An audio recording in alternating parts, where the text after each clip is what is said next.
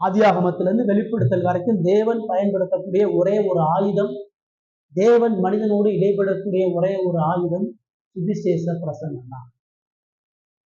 இந்த மனசை ரொம்ப ஆழமா சபையா நமக்கு இருக்க வேண்டிய முக்கியமான ஒன்று. ஆனா இன்னைக்கு சுத்தி உள்ள சபையில பாருங்க, இந்த பிரசங்கமே இல்லை. அந்த பிரசங்கம் பண்ணாலும் அந்த பிரசங்கத்துல பாதி பாட்டு பாடுவான். பாட்டு பாடாம அவருக்கு பிரசங்கம் பண்ண தெரியாது. அவருடைய ஆராதனை முழுவதுமே பார்த்தீங்கன்னா வெறும் இசையும் கச்சேரியும் பாட்டும் ஆட்டம் மாற்றம் தான் இருக்கும்.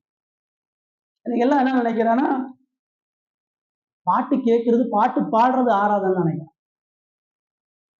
பைபிள் வாசிக்க மாட்டான், ஆனா ஒரு 10 கிறிஸ்டியன் பாட்டல் கேட்டுட்டு நான் கடவுளுக்குள்ள பக்தியா இருக்கேன். அவனுடைய வாட்ஸ்அப் ஸ்டேட்டஸ், இன்ஸ்டாகிராம் ஸ்டேட்டஸ் எல்லாம் பாத்தீங்கன்னா பாடல்களாக தான் இருக்கும். பிரசங்க செய்தீர்கள். நல்ல சபைக்கான முக்கியமான அடையாளமே அந்த சபை சுவிசேஷத்தை பிரசங்கம் பண்ற சபையா இருக்கு. பிரசங்கம் பண்ணாத சபையே இல்லை. பிரசங்கத்தை இயேசு பண்ணது போல பண்ணணும், இயேசு வெளிப்படுத்தப்பட்ட முறையில பண்ணணும். சும்மா என் சொந்த கதை சோக கதை சொல்றதெல்லாம் பிரசங்கம், நான் நினைச்சதை எங்கேயிருந்து சொல்றதுக்கு எல்லாம் பிரசங்கம். இந்த வசனத்துக்கான விளக்கம், அந்த விளக்கம் எதிர்பார்க்கக்கூடிய வாழ்க்கை நடைமுறை காரியம், அதுக்குதான் பிரசங்கம். இதை இயேசு புரிஞ்சிருந்தார். தேவகுமாரனா வந்து எல்லா வல்லமையும் ஞானம் அவருக்கு இருக்கு. அந்த ஜனங்களை ஒரு நொடியில மனம் திரும்புவதற்கு நேரம் கொண்டு வந்திருக்கலாம். ஆனா அவர் அதெல்லாம் பயன்படுத்தவே இல்லை.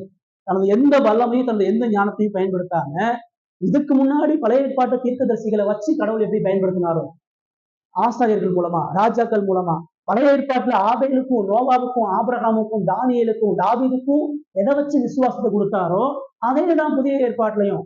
விசுவாச வழிமுறைகள் எங்கேயும் மாறல, ஜனங்களுடைய ஆத்தும மீட்புக்கான கருவிகள் எங்கேயும் மாறல. சீசர்கள்ட்டையும் அதான் சொல்றாரு, நீங்க சகல ஜாதிகளுக்கும் புறப்பட்டு போய் புதிய பாடல்களை பாடுங்கள், சகல ஜாதிகளுக்கும் புறப்பட்டு போய் ஆவியின் அபிஷேகத்தை கொடுங்கள், சகல ஜாதிகளுக்கும் புறப்பட்டு போய் உபவாச கூட்டத்தை நடத்துங்கள், ஜெப கூட்டத்தை நடத்துங்க சொன்னாரு. நீங்க புறப்பட்டு போய் நாடகத்தின் மூலமா செய்தியை சொல்லுங்கன்னு சொன்னாரா?